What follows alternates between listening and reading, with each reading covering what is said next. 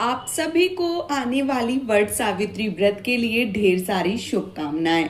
आज के वीडियो में आप सबके साथ शेयर कर रही हूँ साल 2026 में वट सावित्री के व्रत में यदि आप मासिक धर्म या पीरियड से गुजरते हैं तो आपको किस प्रकार से पूजा करना चाहिए, पूजा करना चाहिए या नहीं करना चाहिए। इसके साथ ही साथ यदि दूसरा दिन है, तीसरा दिन है तो हम पूजा पाठ कर सकते हैं या नहीं कर सकते हैं। इस वीडियो में संपूर्ण जानकारी आप सबके साथ शेयर करूंगी। तो चलिए वीडियो को कर लेते हैं शुरू और जान लेते हैं पीरियड से जुड़ी वट सावित्री व्रत में सभी महत्वपूर्ण बातें। सबसे पहले बात करूं वट सावित्री व्रत की, तो वट सावित्री का जो व्रत है वो साल 2026 में 16 मई दिन शनिवार को पूरी विधिवत रूप से रखा जा रहा है।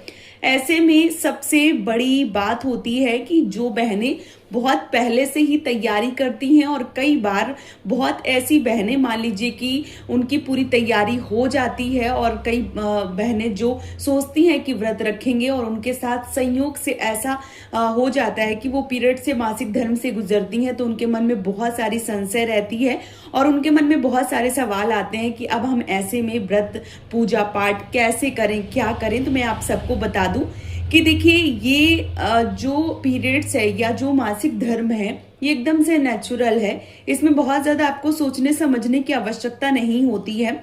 कई बार कोई ना कोई व्रत में, कोई ना कोई त्योहार में सारी जो भी महिलाएं हैं सबके साथ ऐसी स्थिति बनती है। तो ऐसे हमें बहुत ज्यादा सोचने की जरूरत नहीं होती है।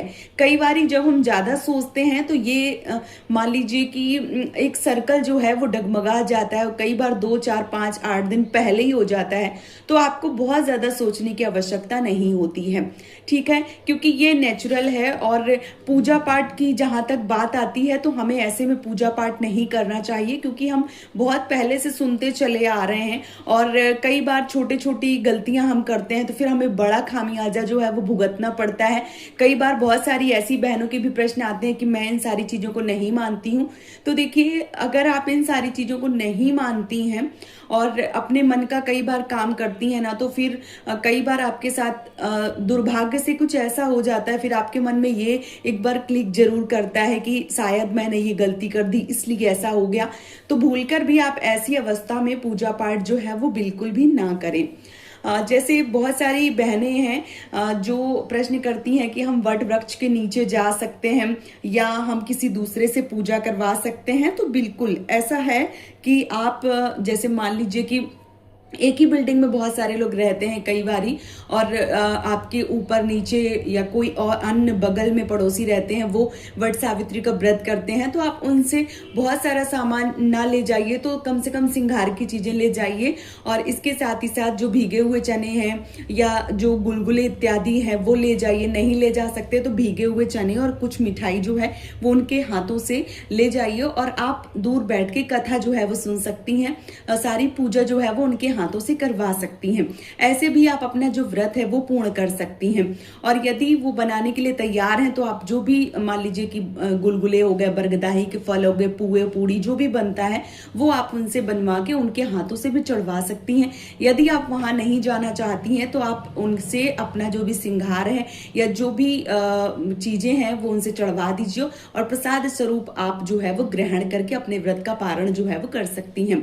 और कई बार जो बहनें मान लीजिए संयुक्त परिवार में रहती हैं तो ऐसे में जो भी देवरानी जेठानी सास ननद कर रही हैं तो आप उनसे करवा सकती हैं। बाहर प्रदेश में रह रही हैं तो कोई ना कोई आपके फ्रेंड सर्कल में पड़ोसी में कोई तो होगा जो आपकी मदद कर सकता है तो उनसे करवा सकती हैं।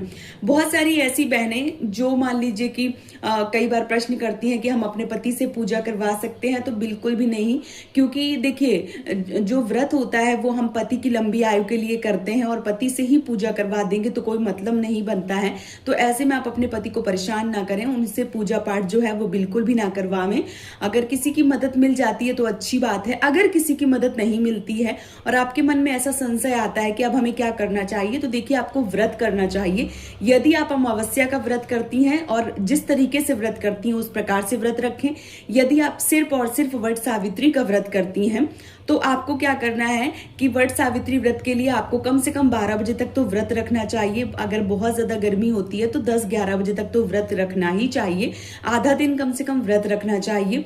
और यदि ऐसा करना संभव नहीं है तो आप क्या करें, रात में जो चने हैं वो भिगो दीजिए, क्योंकि भिगोए हुए जो चने होते हैं उनका बहुत ज्यादा महत्वपूर्ण योगदान होता है, क्योंकि चने के रूप में ही जो प्राण है वो वापस मिले थे। मैं नेक्स्ट वीडियो में बताऊंगी आप सबको डिटेल में जानकारी। इसमें मैं थोड़ा सा ही बता रही हूँ कि जो चने हैं उनके रूप में सत्यवान जी के जो प्राण है वो वापस मिले, तो वो इसीलिए जो चने होते हैं वो निकले जाते हैं। तो जो चने हैं वो आपको जरूर भिगाने हैं, भले ही आप मासिक धर्म से हैं नहीं है। चने का विशेष महत्व है, तो आपको चने जो है वो रात में ही भिगो देने हैं या एक दिन पहले ही भिगो दें, क्योंकि अंकुरित हो जाते हैं। और अच्छी बात है, अगर मान लीजिए गीले हो जाते हैं तो उससे छोटे छोटे जो चने होते हैं वो आपको निकाल लेने हैं। और कोई भी मान लीजिए कोई जा रहा है, पड़ोसी जा रहा है, या आप पति के हाथों से भी जो वट का फल होता है वो मंगवा लीजिए। और कम से कम आधा दिन व्रत रखिए, नहीं यदि करना संभव है तो 8-9 बजे तक व्रत रखिए। उसके बाद जो चने होते हैं और जो वट का फल होता है उसको आपको निगलकर व्रत का पारण करना चाहिए, भले ही आप मासिक धर्म में हैं, जैसे भी हैं। कभी ये नहीं करना चाहिए कि आप ऐसी अवस्था में हैं तो आपने एक बार व्रत कर लिया, फिर 2 बार ऐसी दिक्कत हो गई तो फिर आपने व्रत छोड़ दिया।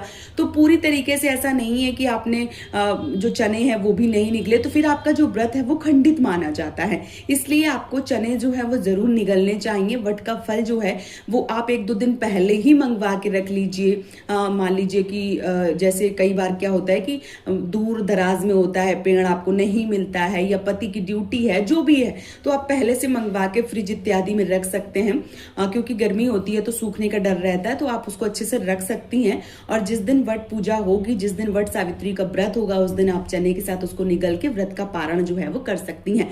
इस प्रकार से आप अपने जो वट सावित्री का व्रत है उसका पूर्ण फल प्राप्त कर सकती हैं। आप इस दिन स्नान कर सकती हैं, मानस पूजा कर सकती हैं। इस दिन आप अपने 16 सिंगारों को धारण कर सकती हैं, सिंदूर इत्यादि लगा सकती हैं। अगर मान लीजिए कि पहला दूसरा दिन है तो फिर आप कोशिश करिए लिक्विड वाला सिंदूर रखें। और यदि आपका तीसरा चौथा पांचवा दिन है तो फिर आप सूखा वाला सिंदूर जो है वो भी लगा सकती हैं। और अगर आपने किसी के हाथों से सिंगार चढ़वाया है तो थोड़ा सा वो सिंगार ले लीजिए।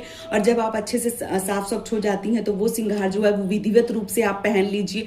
ये सब जो है वो आपको जरूर करना चाहिए, भले ही आप पीरियड से हैं, मासिक धर्म से हैं। बात वो नहीं है, बात ये है कि हम पति की दीर्घायु की कामना को लेकर इस व्रत को करते हैं, तो जो इसके नियम है वो हमें निभाने चाहिए। अब कई बहनें होती हैं जो मान लीजिए कि इस बार मान लीजिए ऐसी कंडीशन हो गई तो ना वो चने निकलती हैं, ना वो वट का फल निकलती है, ना कोई उनका श्रृंगार होता है, ना कुछ नहीं होता है, बस नहीं करना है, बस नहीं करना है। ऐसे नहीं करना चाहिए। देखिए, हर चीज के जब नियम बनाए गए हैं तो हमें नियम से सारी चीजें जो है वो करनी चाहिए। अब कई बहनों के प्रश्न आते हैं कि दीदी दूसरा दिन है मेरा, तीसरा दिन है, हम पूजा करें या ना करें। तो देखिए, जो हमारे वेद हैं, शास्त्र हैं, पुराण हैं, धार्मिक पुस्तकें हैं, या जहां तक मैंने पढ़ा हुआ है वहां तक 3 दिन का वर्णन मिलता है हर जगह। और मैं आप सबको हर बार बताती हूँ कि 3 दिन तक तो आपको पूजा पाठ बिल्कुल भी नहीं करनी चाहिए। और जैसे जो माता होती हैं, अगर आप साफ स्वच्छ हो जाती हैं तो आप चौथे दिन पूजा पाठ जो है वो कर सकती हैं, क्योंकि 3 दिन का वर्णन है। लेकिन जहाँ पे भगवान की, जहाँ पे देव की बात आती है, वहां पे मेरा यही मानना है कि आप जब पूर्णतया साफ स्वच्छ हो जाए, कम से कम 5वें दिन जब बाल आल अच्छे से धुल जाए, तब आपको पूजा पाठ करना चाहिए। और वट सावित्री व्रत की बात करूं तो वट सावित्री व्रत में जो वट का वृक्ष होता है उसकी प्रधानता है। और वट वृक्ष में त्रिदेव का वास होता है, भगवान श्री हरि विष्णु, ब्रह्मा जी और भोलेनाथ, इन तीनों का वास होता है। तो जो देव हैं उनकी प्राथमिकता दी गई है। जो सावित्री माता है उन्होंने अपने पति की दीर्घायु की कामना को लेकर इस व्रत किया था, इस व्रत को किया था। और सत्यवान जी के जो प्राण हैं वो यमराज से वापस लेकर आई थी। तो आपको छोटी सी भी गलती भारी ना पड़े, इसके लिए आपको बहुत ज्यादा सोचने समझने की आवश्यकता है। यदि आप पूर्णतया साफ स्वच्छ हैं और बाल जो है वो 2 बार अच्छे से धुल गए हैं, तो फिर आप चौथे दिन, 5वें दिन, 6ठे दिन, 7वें दिन, जितने भी दिन हैं वो आप पूजा पाठ जो है वो कर सकती हैं। कोशिश करिए 5वें दिन से करें तो ये ज्यादा उत्तम होगा। लेकिन कई बार बहनों के प्रश्न आते हैं कि दीदी मैं 2-3 दिन एकदम से साफ हो जाती हूँ तो चौथे दिन पूजा कर सकती हूँ। तो वो आपका शरीर है, आपको पता है कि आप अच्छे से साफ स्वच्छ हो जाती हैं या नहीं हो जाती हैं, तो आप उस प्रकार से भी पूजा पाठ जो है वो कर सकती हैं। तो पीरियड्स से जुड़ी ये महत्वपूर्ण जानकारी आप सबको कैसी लगी है, आप हमें कमेंट में जरूर बताइए। और यदि वीडियो पसंद आया है तो आप हमें सपोर्ट कर सकते हैं इस चैनल को सब्सक्राइब करके, वीडियो को लाइक करके। यदि आप इस वीडियो को यूट्यूब पे देख रहे हैं तो आप हमारे चैनल को सब्सक्राइब करके इस चैनल से जुड़ सकते हैं और बहुत सारी नई नई जानकारी प्राप्त कर सकते हैं। और यदि फेसबुक पे देख रहे हैं तो पेज को फॉलो करना बिल्कुल भी ना भूलें, ताकि आपको ऐसी ही जानकारी मिलती रहे। आप सभी को एक बार फिर से वट सावित्री व्रत या वट पूजा या बरगदाही अमावस्या की ढेर सारी शुभकामनाएं। जय माता दी दोस्तों, राधे राधे।